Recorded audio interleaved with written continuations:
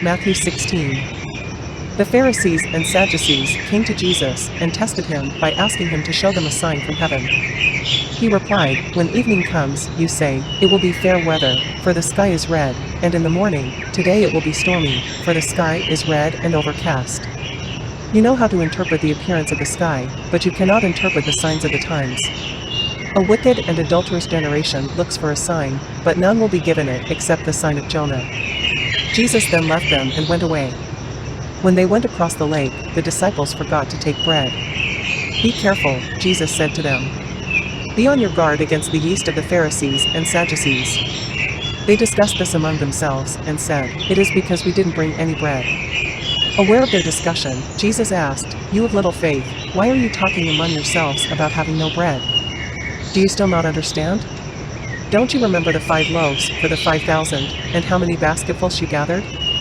Or the 7 loaves for the 4,000, and how many basketfuls you gathered? How is it you don't understand that I was not talking to you about bread? But be on your guard against the yeast of the Pharisees and Sadducees." Then they understood that he was not telling them to guard against the yeast used in bread, but against the teaching of the Pharisees and Sadducees.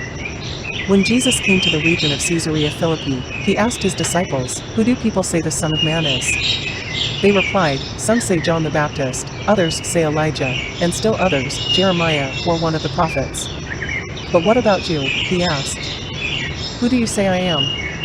Simon Peter answered, "You are the Messiah, the Son of the living God." Jesus replied, "Blessed are you, Simon son of Jonah, for this was not revealed to you by flesh and blood, but by my Father in heaven. And I tell you that you are Peter, and on this rock I will build my church, and the gates of Hades will not overcome it. I will give you the keys of the kingdom of heaven. Whatever you bind on earth will be bound in heaven, and whatever you loose on earth will be loosed in heaven." Then he ordered his disciples not to tell anyone that he was the Messiah. From that time on, Jesus began to explain to his disciples that he must go to Jerusalem and suffer many things at the hands of the elders, the chief priests and the teachers of the law, and that he must be killed and on the 3rd day be raised to life. Peter took him aside and began to rebuke him. "Never, Lord," he said. "This shall never happen to you." Jesus turned and said to Peter, "Get behind me, Satan. You are a stumbling block to me. You do not have in mind the concerns of God, but merely human concerns." Then Jesus said to his disciples, "Whoever wants to be my disciple must deny themselves and take up their cross and follow me. For whoever wants to save their life will lose it, but whoever loses their life for me will find it. What good will it be for someone to gain the whole world, yet forfeit their soul? Or what can anyone give in exchange for their soul? For the Son of Man is going to come in his Father's glory with his angels, and then he will reward each person according to what they have done.